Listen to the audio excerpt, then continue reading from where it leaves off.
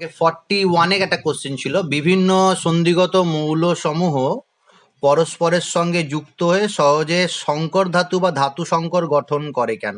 এর অ্যান্সার দেখবে question plus অ্যান্সারে দেওয়া আছে, যাদের পুরনো বই আছে 513 পাতায় আছে, দেখবে 85 নাম্বারের কোশ্চেনটা। কেন এরা সংকর ধাতু তৈরি করে সন্ধিগত মৌলগুলো। তা সন্ধিগত মৌলগুলো কেন সংকর ধাতু তৈরি করে এটা তোমার টপিকেও যেখানে আছে সেখানেও দেওয়া আছে সংকর ধাতু গঠন বলে। সংকর ধাতু কাকে বলে বা ধাতু সংকর কাকে বলে?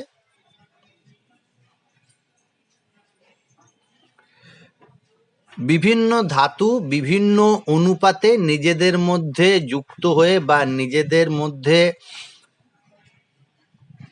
বিক্রিয়া তো করে না, অ্যাকচুয়ালি ধাতুগুলো সমন্বিত হয়ে একটা কঠিন দ্রবণ তৈরি করে। এই দ্রবণটাকে বলবো আমি ধাতু সংকর বা সংকর ধাতু দ্রবণ। আমাদের দ্রবণ চ্যাপ্টারে তোমরা পড়েছো, দেখবে কঠিন আর কঠিনের দ্রবণ, সলিড সলিড সলিউশন, সেখানে পড়েছো যে দুই ধরনের সলিড সলিড সলিউশন হয়। একটা হচ্ছে প্রতিস্থাপিত কঠিন কঠিনের দ্রবণ, আর একটা হচ্ছে আন্তঃস্থানিক কঠিন কঠিনের দ্রবণ, ইন্টারস্টিসিয়াল সলিড সলিউশন, একটা সাবস্টিটিউশন সলিড সলিউশন, আশা করি পড়েছো। তো এখানে কি হয়, প্রতিস্থাপিত কঠিন দ্রবণের ক্ষেত্রে একটা কঠিন ধাতু আছে, সেই কঠিন ধাতুর কণাগুলো ভেবে নাও এরকম আমি ড্র করছি।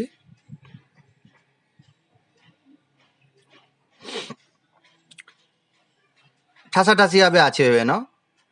এখন এর সাথে তুমি আর একটা কঠিন ধাতু নিলে যার কণাগুলো এরকমই, এদের ব্যাসার্ধ দুটো ধাতুর যে পরমাণু, সেই ধাতুর পরমাণুর ব্যাসার্ধ প্রায় কাছাকাছি, বা এদের ব্যাসার্ধের পার্থক্য যদি 50% মধ্যে থাকে বা 50% বেশি না হয়, তাহলে এই দুটো ধাতুকে যখন আমি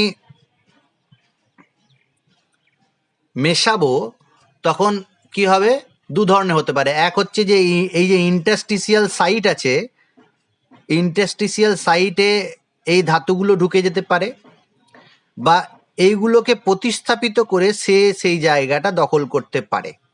এবার এখানে যেটা কথা হচ্ছে যে এই যে দ্রবণটা আছে সেটা হচ্ছে ইন্টারস্টিসিয়াল নয়, সাবস্টিটিউশনাল সলিড সলিউশন। তাহলে শর্ত কি হচ্ছে, সংকর ধাতু তৈরি হতে গেলে যে ধাতুকে নিচ্ছি আমি তার ব্যাসার্ধ, তার কণার ব্যাসার্ধ, আর আরেকটা ধাতু যেটা তার সাথে মেশাচ্ছি বিভিন্ন অনুপাতে তারও ব্যাসার্ধ যেন প্রায় কাছাকাছি থাকে।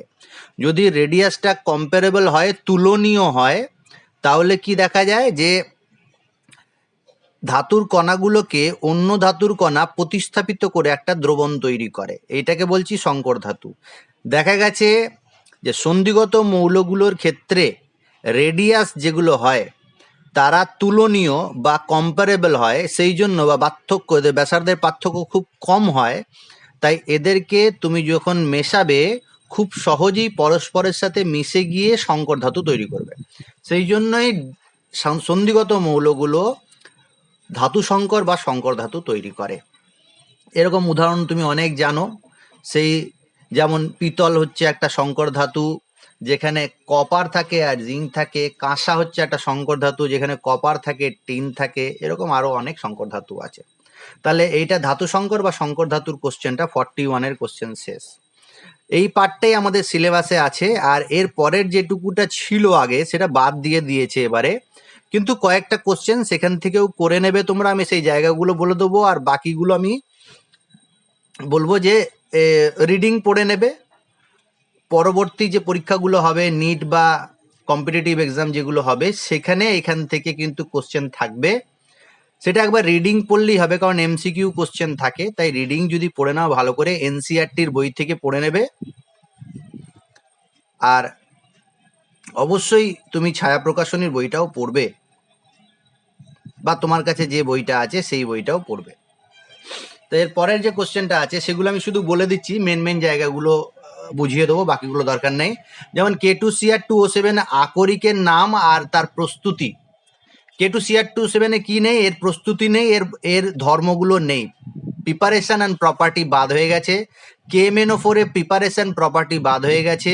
ল্যান্থানাইড অ্যাক্টিনাইডেরও প্রপার্টি গুলো বাদ হয়ে গেছে, রিয়াকশন গুলো বাদ হয়ে গেছে। তার মানে এই পুরো পার্টটাই বাদ হয়ে গেছে বলতে গেলে। তবে কিছু কিছু বিশেষ কোশ্চেন যেগুলো পরীক্ষায় থাকে সেগুলো আমি আলোচনা করে দিচ্ছি। আর তোমরা কিন্তু ক্লাস 12-এর যে পরীক্ষাটা হবে তার জন্য এটা বাদ দিতে পারো, কিন্তু এর পরবর্তী যে কম্পিটিটিভ এক্সাম আছে তার জন্য কিন্তু বাদ দেওয়া যাবে না। এগুলো রিডিং পড়বে তাহলেই হবে। যেমন আমি এইখানে চলে আসছি, প্রথম যে 43 নম্বরের কোশ্চেন আছে, ক্রোমেট এবং ডাইক্রোমেটের পারস্পরিক রূপান্তর দেখাও। এটা ক্লাস 12-এর কোশ্চেন দিতে পারে, এই ফাইনাল পরীক্ষাতেও দিতে পারে, কারণ এইটা প্রিপারেশন প্রস্তুতির মধ্যে পড়ে না, আর তোমার বৈশিষ্ট্যর মধ্যেও পড়ে না, ধর্মের মধ্যেও পড়ে না। ক্রোমেট আর ডাইক্রোমেটের পারস্পরিক রূপান্তর। সাপোজ তুমি ভাবো একটা বিকারের মধ্যে তুমি ক্রোমেট সল্ট নিয়েছো, ক্রোমেটের ফর্মুলা কি? CrO4 2-। এবার এটা সোডিয়াম ক্রোমেট হতে পারে, পটাশিয়াম ক্রোমেট হতে পারে, যে কোনো লবণের ক্রোমেট হতে পারে। CrO4- আয়নটা থাকে। সাপোজ তুমি সোডিয়াম ক্রোমেটের কথা যদি বলো, তাহলে Na2CrO4। এই Na2CrO4 কে যখন তুমি জলে দ্রবীভূত করবে, সম্পূর্ণরূপে সেটা দ্রবীভূত হয়ে যাবে, আর সেটার যে কালার হবে সেই কালারটা হচ্ছে হলুদ বর্ণ, ইয়েলো কালারে। এখন সোডিয়াম ক্রোমেট বা ক্রোমেটের একটা লবণ নিয়েছে, সেটা জলে দ্রবীভূত করেছে, হলুদ বর্ণ ধারণ করেছে। তুমি কি করলে, এর মধ্যে ড্রপারে করে অ্যাসিড যোগ করতে শুরু করলে। অ্যাসিড যোগ করতে পারো মানে HCl যোগ করতে পারো, H2SO4 যোগ করতে পারো, HNO3 যোগ করতে পারো। অ্যাকচুয়ালি কি যোগ করছো তুমি? H+ যোগ করছো বা H3O+ যোগ করছো। তাহলে এখানে ড্রপ করে তুমি H+ যোগ করবে বা অ্যাসিড যোগ করবে। ফলে কি হবে, সেই যৌগটা যেটা ক্রোমেটটা, সেটার রং হলুদ ছিল, একটু পরে দেখা যাবে যে হলুদটা রংটা পরিবর্তিত হচ্ছে। ধীরে ধীরে ধীরে ধীরে যখন যোগ করতেই থাকবে, দেখা যাবে যে পুরোপুরি পরিবর্তন হয়ে রংটা হয়ে গেছে অরেঞ্জ কালার। তার মানে আর ক্রোমেটটা কিন্তু আর ক্রোমেট অবস্থায় নেই। H+ যোগ করার ফলে সে অরেঞ্জ কালারে হয়ে গেছে। যেটা তৈরি হয় সেই যৌগটা হচ্ছে ডাইক্রোমেট তৈরি হয়ে যায়, Cr2O7 2-। মানে এটা পটাশিয়াম যদি নাও তাহলে পটাশিয়াম ডাইক্রোমেট হয়ে যাবে, যদি তুমি সোডিয়াম নাও সোডিয়াম ডাইক্রোমেট হয়ে যাবে। তার মানে H+ যদি যোগ করতে থাকো, তাহলে ক্রোমেট আয়নটা ডাইক্রোমেটে পরিণত হয়, হলুদ থেকে অরেঞ্জ কালার হয়ে যাবে। এটা তুমি তো চোখে দেখতে পারো, প্র্যাকটিক্যালি ওটা করা যায়। কি হয় অ্যাকচুয়ালি, বিক্রিয়াটা কি হয়, যখনই তুমি ক্রোমেটের সাথে H+ যোগ করো, মানে পিএইচ কমাচ্ছ, H+ যোগ করছো, 2H+, ব্যালেন্স করলে এখানেও 2 দিতে হবে, তখন একটা ইন্টারমিডিয়েট তৈরি হয়, যেটা হচ্ছে HCrO4-। এইটা ধীরে ধীরে আরো যখন অ্যাসিড যোগ করতে থাকবে, H+ যোগ করতে থাকবে, আমি উপরে ব্র্যাকেটে অ্যাসিড লিখে দিচ্ছি, এই অ্যারোর উপরে অ্যাসিড, তখন শেষমেশ কি হয়ে যাবে? Cr2O7 2-। এটা অরেঞ্জ কালার হয়ে যাবে আর জল তৈরি হবে। আবার তুমি যদি এখানে অ্যাসিড যোগ করেছো, ক্রোমেট থেকে ডাইক্রোমেট হয়েছে, তুমি যদি ক্ষার যোগ করতে শুরু করো, অর্থাৎ ডাইক্রোমেটে যদি বেস যোগ করতে শুরু করো, OH- ড্রপ করে সোডিয়াম হাইড্রোক্সাইড বা পটাশিয়াম হাইড্রোক্সাইড, তাহলে সেটা ধীরে ধীরে কিন্তু ব্যাকওয়ার্ড রিয়াকশন হয়ে আবার ক্রোমেটে চলে যাবে। অর্থাৎ তুমি প্রথমে ক্রোমেটের লবণ নিলে হলুদ রঙের ছিল, সেটা ড্রপ H+ দিলে সেটা কমলা বর্ণ হয়ে গেল, ডাইক্রোমেট হয়ে গেল। আবার সেই ডাইক্রোমেটে তুমি সোডিয়াম হাইড্রোক্সাইড বা OH- যোগ করতে করতে যাবে, সেটা আবার কমলা বর্ণটা হলুদ রঙ হয়ে যাবে। এরকম করতে পারো, যতবার খুশি করতে পারো। তাহলে এখানে যদি ক্ষার দিই, অর্থাৎ পিএইচ যদি বাড়াতে শুরু করি, তাহলে সেটা আবার ক্রোমেটে চলে যাবে। এই রূপান্তরটা কিন্তু পরীক্ষায় দেয়। কি হবে বলবে তোমাকে, যে ক্রোমেট থেকে ডাইক্রোমেট কিভাবে রূপান্তর করবে, বা তোমাকে বলবে ক্রোমেটের একটা জলীয় দ্রবণ ছিল, সেখানে H+ যোগ করা হলো, কি ঘটবে সমীকরণ সহ লেখো। এইটা আবার পাট করে তোমাকে, এই যে বিক্রিয়াটা লিখেছি এটা পাট করে দেওয়া আছে বইতে, এটা একটু দেখে নেবে, তাহলে এই বিক্রিয়াটা হয়ে যাবে। এরপর আসছে ক্রোমেট এবং ডাইক্রোমেটের গঠন আকৃতি। এগুলো কিন্তু সিলেবাসে আছে, আমি যেগুলো বলছি এগুলো তোমাদের এই ক্লাস 12 পরীক্ষায় দেবে, সেইগুলোই আমি বলে দিচ্ছি। তো ডাইক্রোমেট আর ক্রোমেটের গঠনাকৃতি তোমাকে ছবি আঁকতে দেবে, স্ট্রাকচারটা আঁকতে দেবে, আর হাইব্রিডাইজেশন জিজ্ঞাসা করবে। ক্রোমেট আমরা জানি CrO4 2- হচ্ছে ক্রোমেট আয়ন, আর ডাইক্রোমেট হচ্ছে Cr2O7 2-। ঠিক আছে, আমি একটা সহজভাবে স্ট্রাকচার এঁকে দিচ্ছি ডাইক্রোমেটে, তারপর বইতে যেটা দেওয়া আছে বা অ্যাকচুয়ালি যে স্ট্রাকচারটা থাকে সেটা বলবো। ক্রোমেট দেখো এখানে 4টে অক্সিজেন আছে, ক্রোমিয়াম আছে। এক্সপেরিমেন্টালি দেখা গেছে যে এর হাইব্রিডাইজেশন হয় sp3, ক্রোমিয়ামের হাইব্রিডাইজেশন sp3। যদি sp3 হয় তাহলে স্ট্রাকচারটা টেট্রাহেড্রাল হবে, টেট্রাহেড্রাল হয়ে গেল। দুটো চার্জ আছে মাইনাস, যে কোনো দুটো অক্সিজেনে তুমি মাইনাস চার্জ দিয়ে দিলে, যে অক্সিজেনে মাইনাস চার্জ দিলে সেটা সিঙ্গেল বন্ড থাকবে, বাকি দুটো অক্সিজেন ডাবল বন্ডেড থাকবে। এবার যে কোনো অক্সিজেনকে তুমি ডবল বন্ড করতে পারো, যে কোনো দুটোকে, আর যে কোনো দুটোতে মাইনাস চার্জ দিতে পারো। এটা হচ্ছে তোমার ক্রোমেট আয়নের স্ট্রাকচার, যেখানে ক্রোমিয়ামের হাইব্রিডাইজেশন হচ্ছে sp3। এটা এইভাবে ড্র করতে পারো। এর রেজোনেটিং স্ট্রাকচার যেন তোমাকে পরীক্ষা দিয়েছে, রেজোনেটিং গঠনাকৃতি অঙ্কন করো। তাহলে এটা তোমার এক্সট্রা একটা কোশ্চেন দিয়ে দিলাম, তুমি ড্র করার চেষ্টা করবে রেজোনেটিং গঠনাকৃতি। আবার বইতে সিঙ্গেল বন্ড দিয়েও করা আছে, সবগুলো সিঙ্গেল বন্ড দিয়ে থার্ড ব্র্যাকেটের ওপরে 2- দিয়েও করতে পারো। আচ্ছা, ডাইক্রোমেটের স্ট্রাকচারটা কি হবে? ডাইক্রোমেট দেখো দুটো ক্রোমিয়াম আছে, 7টা অক্সিজেন আছে। তো আমি একটা এখানে ক্রোমেটের মতো একটা স্ট্রাকচার ড্র করছি, তাহলে এরকম দেখতে হয়ে গেল। এই O-, এইখানে যে ওটা আছে তার মাথায় মাইনাস দিলাম না, সে কি করলো, পাশের আর একটা ক্রোমেট ইউনিটের সাথে যুক্ত হয়েছে, তাহলে এরকম দেখতে হবে। তাহলে দুটো ক্রোমেট আয়নকে আমি যদি এরকম অক্সিজেনের মাধ্যমে যুক্ত করে দিই, তাহলে সেটা ডাইক্রোমেটের স্ট্রাকচার হয়ে যাবে। দুটো অক্সিজেনের মাথায় নেগেটিভ চার্জ আছে। লোন পেয়ার গুলো যদি দিতে চাও, তাহলে ডবল বন্ডেড যেগুলো আছে সেগুলোতে দুটো করে লোন পেয়ার থাকবে, সিঙ্গেল বন্ডেড যেটা আছে সেটাতে 3টে করে লোন পেয়ার থাকবে। এবার এক্সপেরিমেন্টালি দেখা গেছে যে এইখানে যে বন্ড অ্যাঙ্গেলটা থাকে ক্রোমিয়াম অক্সিজেন ক্রোমিয়াম, এই বন্ড অ্যাঙ্গেলটা 126 ডিগ্রি হয়। 120 হয়ে গেছে, 126 ডিগ্রি। তার মানে যে স্ট্রাকচারটা হবে এতটা বেন্ড হবে না, এই যে অ্যাঙ্গেলটা এতটা হবে না, একটু মানে এই জায়গাটা এরকম আছে, তো এটা একটু এরকম হবে, একটু ফ্ল্যাট হবে এই অ্যাঙ্গেলটা। ঠিক আছে, তাহলে এটা একটু বইতে দেখে নেবে স্ট্রাকচারটা। আমি সহজভাবে ড্র করেছি, পরীক্ষায় যদি এরকম ড্র করো 126 ডিগ্রি লিখে দাও হবে। তাহলে এইটা ক্রোমেট আর ডাইক্রোমেট। এখানে ডাইক্রোমেটের হাইব্রিডাইজেশন, প্রত্যেকটা ক্রোমিয়ামের হাইব্রিডাইজেশন sp3, মুখস্থ রাখবে এটা। তাহলে এটা হয়ে গেল ক্রোমেট ডাইক্রোমেটের স্ট্রাকচার। এছাড়া আরেকটা কোশ্চেন যেটা আমি আগেই করিয়ে দিয়েছি, যে ক্রোমেট আর ডাইক্রোমেট অর্থাৎ K2Cr2O7 বা K2CrO4, পটাশিয়াম ক্রোমেট আর পটাশিয়াম ডাইক্রোমেট দুটোর ক্ষেত্রেই ক্রোমিয়ামের অক্সিডেশন স্টেট হচ্ছে +6। তো +6 অক্সিডেশন স্টেট আছে এদের, অর্থাৎ এরা 3D0 সিস্টেম। আর 3D0 সিস্টেম যদি হয়, ডি অরবিটালে কোনো ইলেকট্রন নেই, তাহলে আমরা যেটা পড়েছি, বর্ণ পড়েছি, সন্ধিগত মৌলের বর্ণ, তাহলে এরা কি হবে, কালারলেস হবে না কালারফুল হবে? কেউ একজন বলো দেখি, কালারলেস হবে না কালারফুল হবে? কালারলেস হবে, কারণ এখানে ডিডি ট্রানজিশন হওয়ার কথা নয়, হয়ও না, ডিডি ট্রানজিশন হয় না, কারণ D0 আছে। D0 D10 সিস্টেমে ডিডি ট্রানজিশন হবে না, কালারলেস হবে। কিন্তু একটু আগেই বললাম ক্রোমেটটা হচ্ছে হলুদ বর্ণ আর ডাইক্রোমেটটা হচ্ছে অরেঞ্জ কালারের। তাহলে এটা কি হয় ব্যাখ্যা দেবো, এটাও আমি বলে দিয়েছিলাম একটু ছোট্ট করে, যে সমস্ত যে বর্ণের ব্যাখ্যা আমরা দিচ্ছি আমাদের সিলেবাস অনুযায়ী, ক্লাস 12-এর সিলেবাস অনুযায়ী, সেটা হচ্ছে কিন্তু DD transition.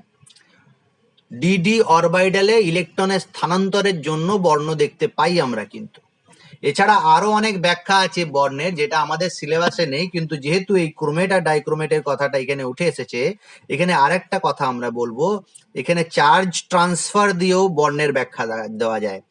Ligand to metal charge transfer, আর একটা আছে metal to ligand charge transfer. LMCT আর MLCT, এই দুটো দিয়েও বর্ণের ব্যাখ্যা দেওয়া যায়। আমাদের এটা নেই, যদি কেমিস্ট্রি নিয়ে কেউ ভবিষ্যতে অনার্স করো তাহলে কিন্তু এগুলো আছে। তো ligand to metal charge transfer বা metal to ligand charge transfer যদি হয় তাহলে ইলেকট্রনের স্থানান্তর হচ্ছে। চার্জ ট্রান্সফার মানে অ্যাকচুয়ালি ইলেকট্রন ঘনত্বের যে ট্রান্সফার সেটা কথা বলছে, প্রতিস্থাপন বা স্থানান্তর। তো যদি মেটাল টু লিগ্যান্ড বা ligand to metal charge transfer হয় তাহলেও বর্ণ দেখা যায়। এক্ষেত্রে কি হয়, ক্রোমিয়ামের ফাঁকা ডি অরবিটাল আছে। 3d0 মানে কি, পুরো ভ্যাকেন্ট আছে অরবিটাল 3d0। আর এখানে যে অক্সিজেন গুলো আছে, 4টে করে অক্সিজেন আছে, বা এখানে 7টা অক্সিজেন আছে, এখানে অনেক বেশি অক্সিজেন আছে, আর তাদের প্রত্যেকটার ইলেকট্রন ডেন্সিটি আছে, লোন পেয়ার আছে প্রত্যেকটা অক্সিজেনের। কি হয়, অক্সিজেন থেকে ইলেকট্রন গুলো তোমার ক্রোমিয়ামে ট্রান্সফার হয়। ঠিক আছে, তাহলে অক্সিজেনটা কি, লিগ্যান্ড, কোঅর্ডিনেশনে পড়ে গেছি, অক্সিজেন লিগ্যান্ড আর ক্রোমিয়াম মেটাল। তাহলে ক্রোমিয়াম মেটালে ভ্যাকেন্ট ডি অরবিটালে অক্সিজেন লিগ্যান্ডের লোন পেয়ার বা চার্জ ট্রান্সফার হয়। এই ইলেকট্রন স্থানান্তর হওয়ার ফলেও কিন্তু বর্ণ দেখা যায়। তাই ক্রোমিয়াম এর ক্রোমেট লবণ এবং ডাইক্রোমেট লবণ বর্ণযুক্ত, যেটার ব্যাখ্যা হবে ligand to metal charge transfer দিয়ে, এলএমসিটি দিয়ে। শুধু এইটুকু লিখে দিলেই হবে। যদিও ক্রোমেট বা ডাইক্রোমেটের 3D সিস্টেম, +6 অক্সিডেশন স্টেটে, D0 সিস্টেম, কিন্তু এক্ষেত্রে তোমার ক্রোমেট বা ডাইক্রোমেট বর্ণযুক্ত, হলুদ আর কমলা বর্ণ হয়। এর ব্যাখ্যা কিন্তু ডিডি ট্রানজিশন দিয়ে দেওয়া যাবে না।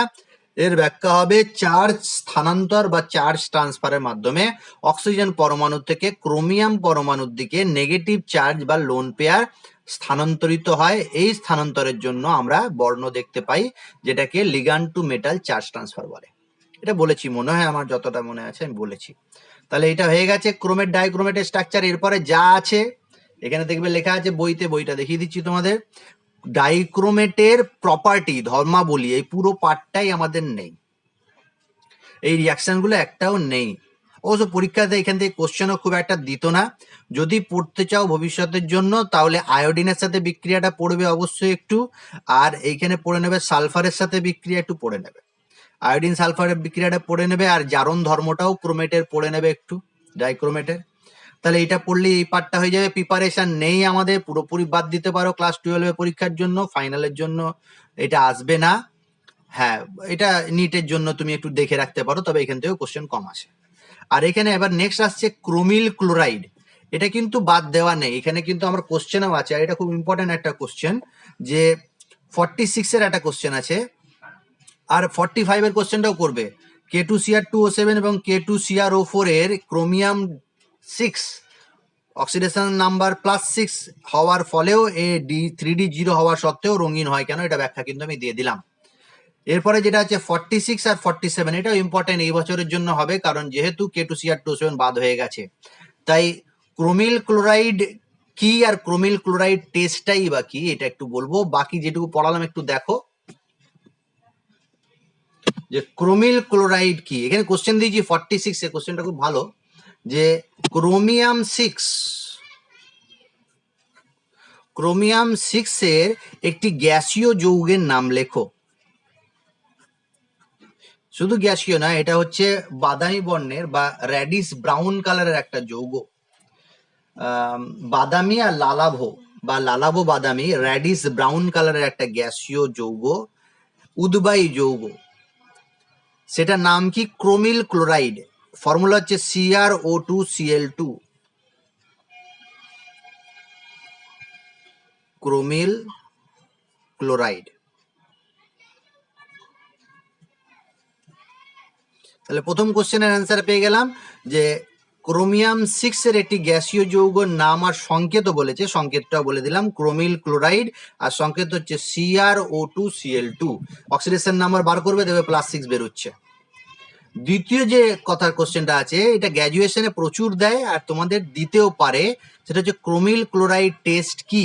আমি কোশ্চেন দিয়েছি ক্রোমিল ক্লোরাইড টেস্ট টিকা লেখো। এটা এই জন্য বলেছি কারণ গোটা তাহলে রিয়াকশনটা তুমি পড়বে, সেই জন্য এটা আমি সহজভাবে তোমাকে বুঝিয়ে দিচ্ছি ক্রোমিল ক্লোরাইড টেস্ট কি। আর এখানে এক্সট্রা একটা কোশ্চেন লিখতে পারো 47 এ, ক্রোমিল ক্লোরাইড টেস্ট কি, কি কাজে ব্যবহার করা হয়, এই টেস্টটা কিসের জন্য আমরা ব্যবহার করি, এটাও তোমাদের প্র্যাকটিক্যালে আছে। কি হয়, Cl মাইনাস বা ক্লোরাইড আয়ন,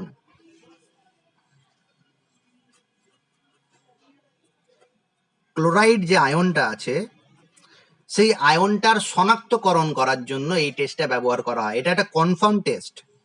ক্লোরাইড আয়নের কনফার্মেটরি টেস্ট হচ্ছে এই ক্রোমিল ক্লোরাইড টেস্ট। ক্লোরাইড আয়ন মানে কি, এই আয়নটা কোথা থেকে আসবে, সমযোজী যৌগ থেকে আসবে না তড়িৎযোজী যৌগ থেকে আসবে, কি মনে হচ্ছে?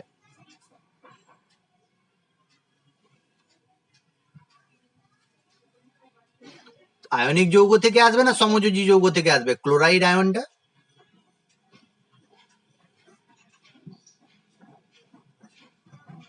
বলো।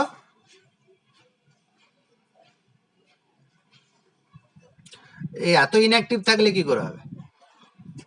সিম্পল কোশ্চেন করছি তো। ক্লোরাইড আয়নটা সমযোজী যৌগ থেকে আসে না তড়িৎযোজী থেকে আসে? আয়নিক যৌগ থেকে আসে। সমযোজী যৌগকে তুমি ভেঙে এই Cl মাইনাস পাবে, যেমন NaCl, একে জলীয় দ্রবণে দিলেই কি হবে, Na প্লাস আর Cl মাইনাস হয়ে যাবে।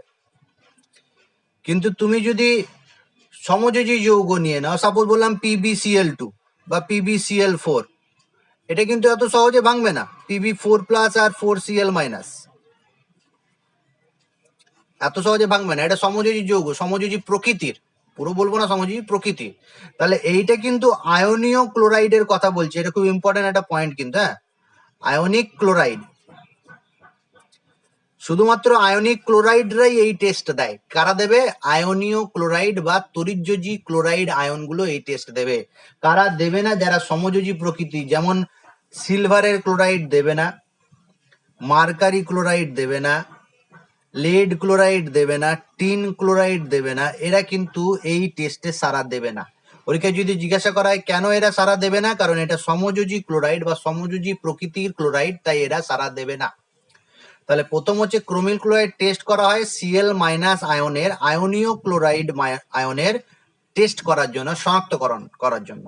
কিভাবে করা হয়? সেটআপটা এরকম থাকে, একটা কনিক্যালের মধ্যে বা বিকারের মধ্যেও করতে পারো,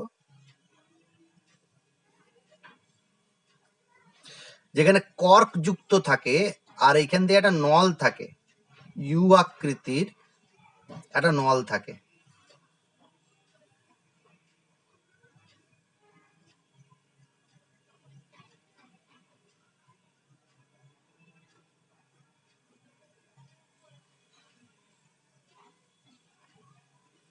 এরকম একটা নল থাকে। তো এই একটা নলের মধ্যে কি হয়, যে আয়নটা টেস্ট করছো, হ্যাঁ না, সাপোজ তুমি Cl মাইনাস আয়ন আছে, NaCl আছে, তাহলে এইটা NaCl এর একটা জলীয় দ্রবণ যেখানে Cl মাইনাস আছে। এর সাথে কি দেবে তুমি? এর সাথে দেবে K2Cr2O7, এর মধ্যে দিয়ে দিলে K2Cr2O7, NaCl অলরেডি আছে, আর দিলে কনসেন্ট্রেট H2SO4, এই তিনটে জিনিস দেবে। কনসেন্ট্রেট H2SO4 যেহেতু উষ্ণ থাকে, গরম থাকে, এটা দেওয়ার সঙ্গে সঙ্গে এরা বিক্রিয়া করে একটা গ্যাস বেরোবে, বাদামি বর্ণের গ্যাস বেরোবে, যেটা এই নল দিয়ে যেতে শুরু করবে।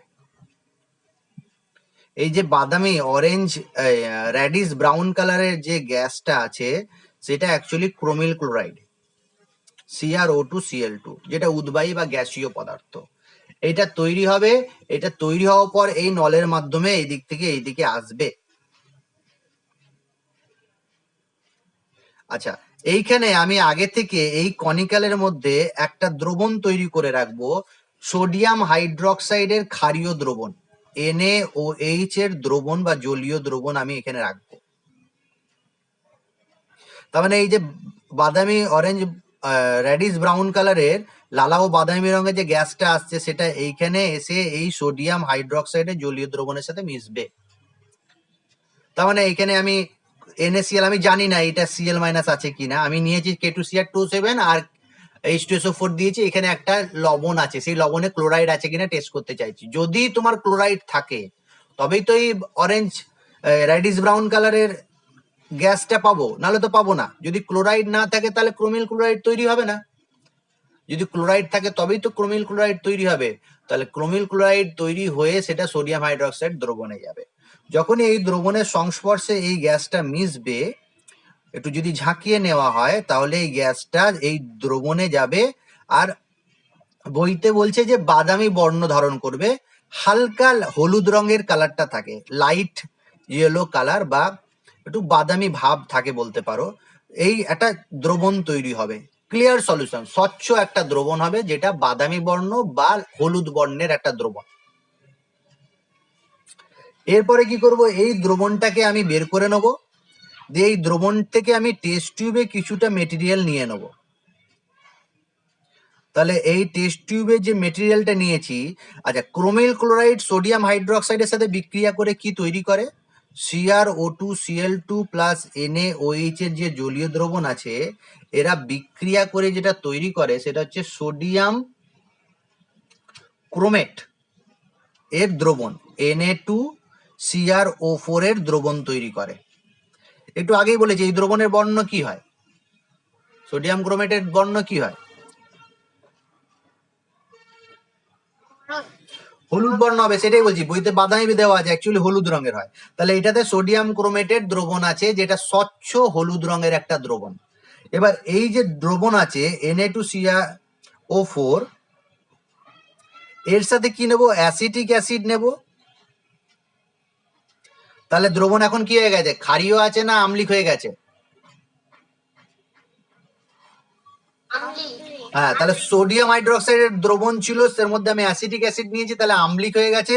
এই আম্লিক হওয়ার পর এর মধ্যে দেবো lead chromate, PbCrCH3, lead chromate বলছি, lead acetate, PbCH3COO2। Lead acetate দ্রবণ যখনই দেব, সোডিয়াম ক্রোমেট অ্যাসিটিক অ্যাসিড মাধ্যমে যদি লেড অ্যাসিটেট দিই তাহলে কি তৈরি হবে, লেড ক্রোমেট তৈরি হবে, PbCrO4। এই PbCrO4 একটা কঠিন পদার্থ, হলুদ রঙের কঠিন পদার্থ, ইয়েলো কালারের প্রেসিপিটেট পাওয়া যাবে, হলুদ বর্ণের একটা অদক্ষেপ পাওয়া যাবে। তাহলে এই সমস্ত টেস্টটাকে এক কথায় বলা হয় ক্রোমিল ক্লোরাইড টেস্ট।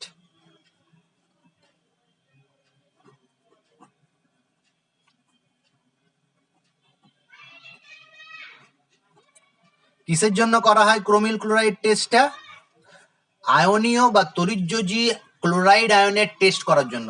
এখন তুমি দেখো, যদি এখানে Cl- না থাকে তাহলে এই গ্যাসটাও বেরোবে না, আর এখানে গিয়ে সে ক্রোমেটও তৈরি করবে না, সেটা আবার অ্যাসিটিক অ্যাসিড আর লেড অ্যাসিডের সাথে বিক্রিয়া করে লেড ক্রোমেটও তৈরি করবে না।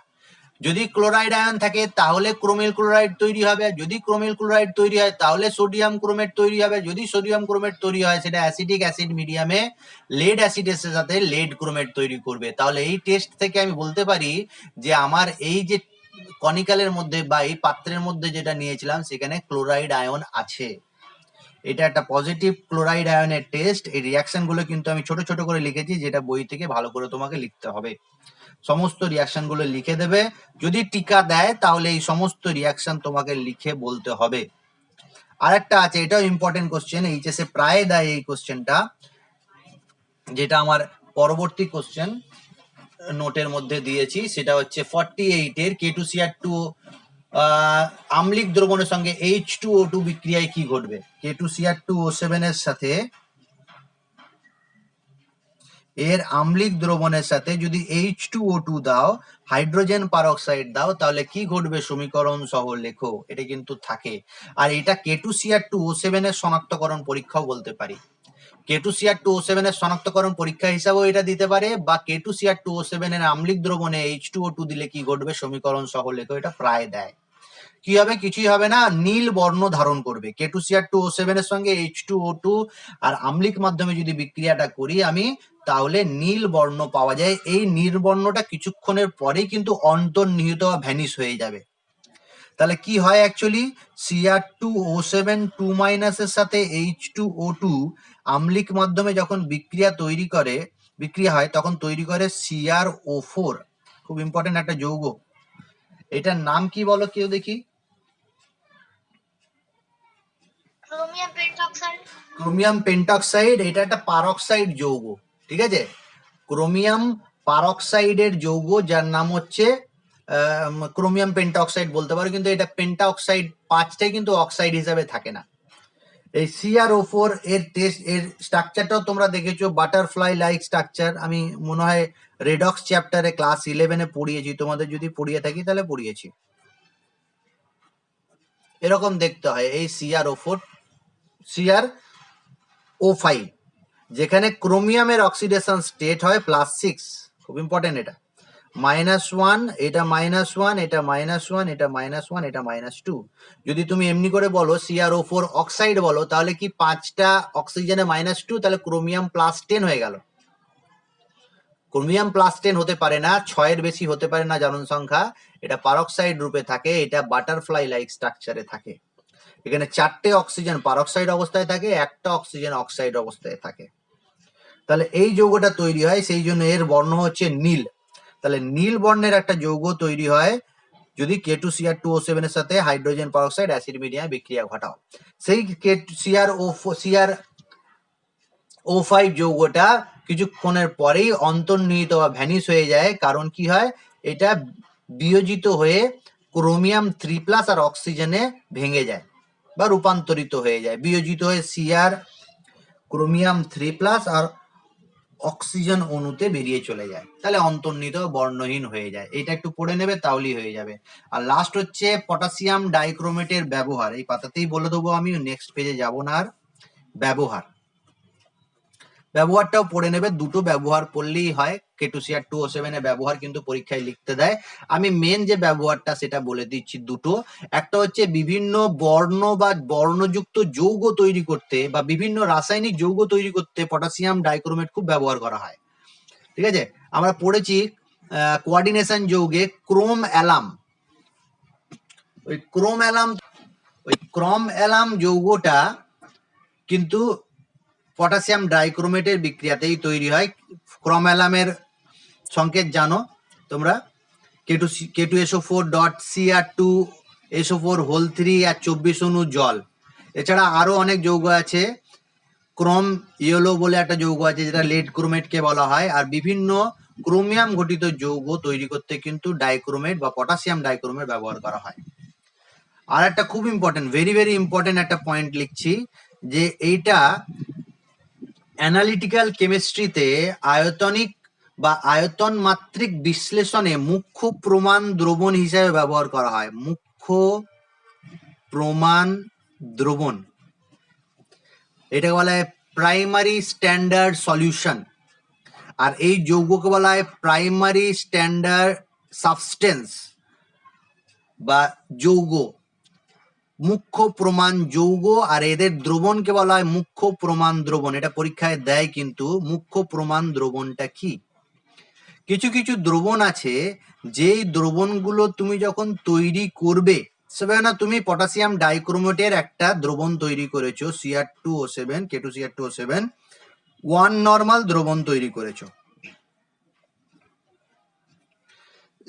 তাহলে 1 নর্মাল দ্রবণ তৈরি করেছে, সেই 1 নর্মাল দ্রবণকে তুমি যদি ল্যাবে বা রেখে দাও, দীর্ঘদিন রেখে দাও, তাহলে এই যে 1 নর্মাল দ্রবণ আছে, এই দ্রবণের মাত্রা পরিবর্তন হবে না।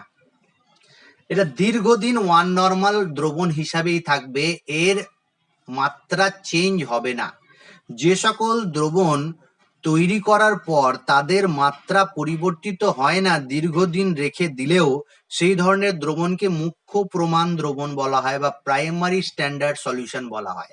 আর একটু ডিটেলসে যদি বলি, কিছু কিছু পদার্থ আছে যাদেরকে সঠিকভাবে ওজন করতে পারো। পয়েন্ট নাম্বার 1, এটা বইতে লেখা নেই কিন্তু, সঠিকভাবে ওজন করা যায়। সঠিকভাবে ওজন করা মানে তুমি যখন ওজন করবে তখন সে জলীয় বাষ্প শোষণ করবে না। যদি জলীয় বাষ্প শোষণ না করে তাহলে তার ওজনটা শুধু তারই ওজন হবে, তার মধ্যে জলীয় বাষ্প ওজন ঢুকবে না। যেমন আর একটা এক্সাম্পল দিয়ে বলছি, তুমি যদি সোডিয়াম হাইড্রোক্সাইডের কঠিন পদার্থ সোডিয়াম হাইড্রোক্সাইড, একে যখন ওজন করতে যাবে, এ বাইরে থেকে প্রচুর পরিমাণে জলীয় বাষ্প শোষণ করবে। যখনই ওজন, কেউ করনি তাই, যদি ওজন করতে যাও, এটা কঠিন পদার্থ গলতে শুরু করে যাবে। কারণ কি, বায়ু থেকে সে জলীয় বাষ্প শোষণ করছে আর গলতে শুরু করবে, তরল পদার্থ হতে শুরু করবে। তার মানে কি, এ জল শোষণ করে এর যা ওজন, সেই ওজনটা সঠিক করতে পারছো না, তুমি জলীয় বাষ্প ঢুকে যাচ্ছে। কিন্তু পটাশিয়াম ডাইক্রোমেট যখন ওজন করবে, এ জলীয় বাষ্প শোষণ করবে না, সঠিকভাবে ওজন করা যাবে। আচ্ছা, এ কি করবে? বিশুদ্ধ অবস্থায় পাওয়া যায়, অপদ্রব্য থাকে না এর মধ্যে। তাহলে বিশুদ্ধ অবস্থায় পাওয়া যাবে, সঠিকভাবে ওজন করা যাবে, বায়ু থেকে জলীয় বাষ্প শোষণ করবে না, আর এদের যে দ্রবণ তৈরি করবে সেই দ্রবণটা দীর্ঘদিন পর্যন্ত মাত্রা পরিবর্তিত হবে না। এই ধরনের দ্রবণকে বলা হয় প্রাইমারি স্ট্যান্ডার্ড সলিউশন, মুখ্য প্রমাণ দ্রবণ। আর এই পদার্থকে বলা হয় মুখ্য প্রমাণ পদার্থ বা প্রাইমারি স্ট্যান্ডার্ড সাবস্টেন্স। পরীক্ষায় দেবে কিন্তু। K2Cr2O7 কে মুখ্য প্রমাণ দ্রবণ বলা হয় কেন, বা K2Cr2O7 কি ধরনের দ্রবণ, মুখ্য প্রমাণ দ্রবণ না গৌণ প্রমাণ দ্রবণ? এরপরেই আসবো গৌণ প্রমাণ দ্রবণে। আমরা KMnO4 এর ক্ষেত্রে যখন বলবো তখন আমি এটা ব্যাখ্যা করব। ঠিক আছে, মুখ্য প্রমাণ দ্রবণ কাকে বলে এইটা ব্যবহার করা হয় কিন্তু। হ্যাঁ, এইটা হয়ে গেল K2Cr2O7 এর প্রস্তুতি আর কিছু বিশেষ বৈশিষ্ট্য বা কিছু বিশেষ রিয়াকশন আর ম্যাক্সিমাম প্রপার্টিটা বাদ দিয়ে দিয়েছি। আমি কেমিক্যাল রিয়াকশন গুলো বাদ দিয়েছি, বাকি সবই পড়িয়ে দিয়েছি। প্রস্তুতি আর কয়েকটা কেমিক্যাল রিয়াকশন বাদ দিয়ে সবগুলোই বলে দিলাম। তাহলে এগুলো সব পড়বে আর কেমিক্যাল রিয়াকশন গুলোও পড়বে। নিট পরীক্ষার জন্য বা জয়েন্ট পরীক্ষার জন্য অবশ্যই পড়ে নেবে। এবার আসছি KMnO4। এখান পর্যন্ত কোনো কোশ্চেন থাকলে আমাকে করতে পারো। কে পটাশিয়াম পারম্যাঙ্গানেট বলা হয় KMnO4। পটাশিয়াম পারম্যাঙ্গানেট, এটা আমাদের সিলেবাসে আছে। আরেকটু আছে বলতে পারি যে ওরকম ভাবে লেখা নেই, কিন্তু KMnO4, K2MnO4 ও আছে, K2MnO4। ঠিক আছে, পটাশিয়াম পারম্যাঙ্গানেট লবণ এটা, আর এটা ম্যাঙ্গানেট লবণ, পটাশিয়াম ম্যাঙ্গানেট লবণ। তা এইটার রং হয় সবুজ বর্ণ আর এইটা হয় বেগুনি বর্ণ।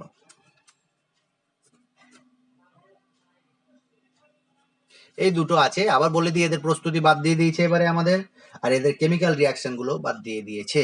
যেটুকু পড়ে আছে সেটা হচ্ছে স্ট্রাকচারটা একটু পড়ে নেবো, আর এর তোমার দুটোরই পড়ে নেবে। এটা একটু বলে দিচ্ছি, একটু নিজে থেকে পড়ে নেবে। K2Cr2O7 আর KMnO4 এর তুল্যাঙ্ক ভারটা পড়ে নেবে একটু। হ্যাঁ, আমি বলছি না এটা, এখানে তুল্যাঙ্ক ভরটা পড়ে নেবে বিভিন্ন মিডিয়ামে। এটা ক্লাস 11-এর কোশ্চেন, তো একবার দেখে নেবে। ঠিক আছে, বই থেকে দেখে নেবে। আমি স্ট্রাকচারটা মেন বলে দিচ্ছি, আর কিছুই নেই, আর ব্যবহারটা বলে দেবো। বাকিগুলো এখন ক্লাস 12-এর জন্য দরকার নেই, কিন্তু আমি বারবার বলছি যে বাদ দিয়ে দেবে না, পরবর্তীকালে পড়বে কিন্তু। KMnO4 এর আয়নটা হচ্ছে MnO4-, আর K2MnO4 এর ফর্মুলা হচ্ছে MnO4(2-). এটা হচ্ছে ম্যাঙ্গানেট আয়ন, এটাকে বলা হয় ম্যাঙ্গানেট, এটা পারম্যাঙ্গানেট।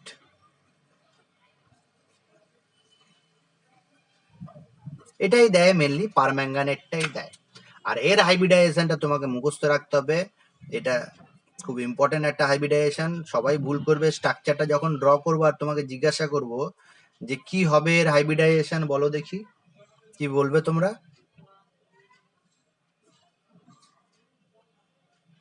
MnO4-, একটা অক্সিজেন সিঙ্গেল থাকবে, সেটাই সিঙ্গেল বন্ড থাকবে, সেটাই মাইনাস। আর ম্যাঙ্গানেটটা হবে দুটো অক্সিজেন, এর মাথায় মাইনাস থাকবে আর সিঙ্গেল বন্ড থাকবে। এটা এইখানে ম্যাঙ্গানিজ আর এখানেও ম্যাঙ্গানিজ, দুটো ম্যাঙ্গানিজ টেট্রাহেড্রাল আছে, দেখতেই পাচ্ছ টেট্রাহেড্রাল আছে, কিন্তু এদের হাইব্রিডাইজেশন sp3 হবে না। sp3 হয় আমরা জানি টেট্রাহেড্রাল স্ট্রাকচার। এটা স্পেশাল একটা কেস, যেটা হচ্ছে sd3 বলতে পারি, বা খুব ভালো যদি বলি D3s, তাহলে খুব ভালো হয়, D3s হাইব্রিডাইজেশন হয়। এটা আগে হয়তো শোনোনি কোনোদিন, D3s হাইব্রিডাইজেশন। এটা আবার বলছি, যদি গ্র্যাজুয়েশন পড়ো কেমিস্ট্রি নিয়ে তখন এটা ডিটেলসে আছে আরো, তখন এটা নিয়ে আলোচনা করতে পারো, বা নিট লেভেলের যদি ডিসকাশন চলে তাহলে কিন্তু এর ডিটেলস আলোচনা করা যেতে পারে। এখন আপাতত এইচএস লেভেলের জন্য D3s হাইব্রিডাইজেশন মনে রাখবে আর টেট্রাহেড্রাল স্ট্রাকচার মনে রাখবে। তাহলে এইটা হয়ে গেল ম্যাঙ্গানিজ, ম্যাঙ্গানেট আর পারম্যাঙ্গানেটের স্ট্রাকচার, তাদের বর্ণটাও বলে দিলাম, ব্যবহারটা বলে দিলেই পারম্যাঙ্গানেট আর ম্যাঙ্গানেট শেষ হয়ে যাবে। মেনলি কিন্তু ব্যবহারটা হচ্ছে KMnO4, আমাদের KMnO4টাই আছে বিশেষ করে। কিন্তু এখন বাদ হয়ে গেছে সেটাও। ম্যাঙ্গানেট, পারম্যাঙ্গানেটের ব্যবহার, মেন দুটো ব্যবহার বলছি আমি। প্রথম বলে দিই যে এইটাও আয়তনিক বিশ্লেষণে গৌণ প্রমাণ দ্রবণ হিসেবে ব্যবহার করা হয়। গৌণ প্রমাণ দ্রবণ। Secondary standard solution. Secondary standard solution কি? এই ধরনের সলিউশন যেটা তৈরি করব তার দ্রবণের যে মাত্রা সেটা পরিবর্তন হয়ে যাবে। আমি সাপোজ বলছি KMnO4 এর তুমি 1 নর্মাল একটা দ্রবণ তৈরি করেছো বা 1 মোলার তৈরি করেছো KMnO4,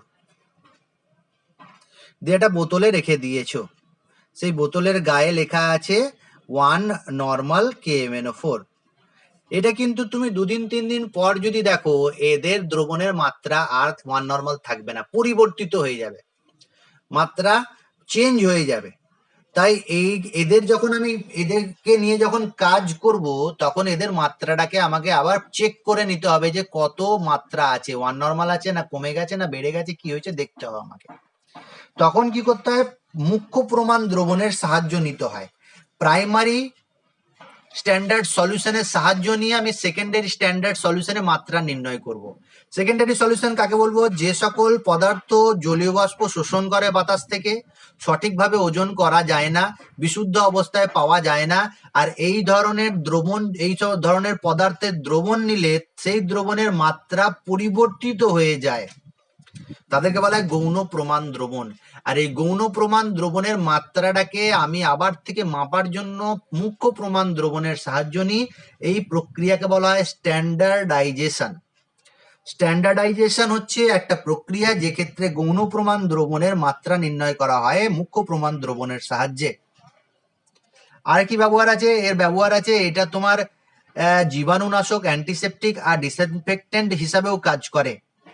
মানে KMnO4 এ লঘু দ্রবণ যদি নিয়ে নাও, সেই দ্রবণটা তুমি গার্গেল করলে তোমার জানো তোমরা এই যে গার্গেল করা হয় যখন তোমার গলায় ইনফেকশন হয়ে যায় তখন, বা দাঁতে ভেনাও ইনফেকশন হয়েছে তখন কুলকুচি করা হয় KMnO4 দিয়ে।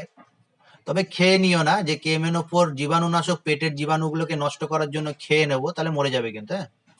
তাই কুলকুচি করে ফেলে দেবে, গিলে নেবে না। গলায় গার্গেল করলেও ফেলে দেবে, গিলে নেবে না। আর যদি গাঢ় দ্রবণ নিয়ে নাও সেটা কিন্তু ক্লিনিং এর কাজে লাগে, ডিসইনফেক্টেন্ট হয়ে যায়। সেগুলো তোমার এই বাইরের জিনিস, মানে তোমার নোংরা জায়গাপত্রকে পরিষ্কার করার জন্য ব্যবহার করা হয়, বাথরুম পরিষ্কার করার জন্য ব্যবহার করতে পারো তুমি। আর একটা আছে KMnO4 এর ক্ষারীয় দ্রবণ, যেটা আছে লঘু ক্ষারীয় দ্রবণ KMnO4 এর, সেটা কি কি একটা নাম আছে, এই রিয়েজেন্টের নাম আছে লঘু KMnO4, ক্ষারীয় KMnO4, 1% ক্ষারীয় KMnO4। নামটা শুনেছি? শোনা নেই? বলো, অর্গানিকের জিনিস তো শোনো। Very very good. বায়ার বিকারক, বায়ার্স রিয়েজেন্ট। এই বায়ারের বিকারকের কাজ কি আছে বলো দেখি কেউ?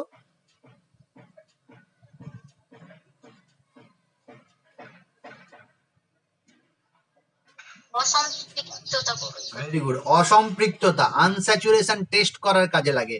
তোমার কাছে ডাবল বন্ডেড কোনো যৌগ আছে, তার সাথে যদি লঘু KMnO4 দাও, KMnO4 লাইট ভায়োলেট বা পার্পল কালারের একটা যৌগ, সেটা যখনই লঘু KMnO4 এর দ্রবণ পার্পল কালারটা এই আনস্যাচুরেটেড কম্পাউন্ডে দেবে, কালারলেস হয়ে যাবে। যদি কালারলেস হয়ে যায় তাহলে তোমার যৌগে ডাবল বন্ড বা আনস্যাচুরেশন আছে, ট্রিপল বন্ড আছে। আর যদি কালারটা পিঙ্ক কালারই থাকে বা পার্পল কালারই থাকে তাহলে সেখানে আনস্যাচুরেশন নেই। এটা বায়ার টেস্ট ক্লাস 11-এ পড়ে নিয়েছো। এইটা হয়ে গেল K2Cr2O7 আর KMnO4। এরপরে যে পার্টটা পড়ে আছে সেটা হচ্ছে ল্যান্থানাইড আর অ্যাক্টিনাইডস। আবার বলে দিই, ল্যান্থানাইড অ্যাক্টিনাইডসটাও রিডিউস করে দিয়েছে, সেরকম ভাবে কোশ্চেন এখান থেকে থাকবে না এবারে, কিন্তু একটু আমি বলে দেবো, একটু ছোট ছোট করে বলে দেবো ল্যান্থানাইড আর অ্যাক্টিনাইডস। এখানের মধ্যে কোনো কোশ্চেন থাকলে করো।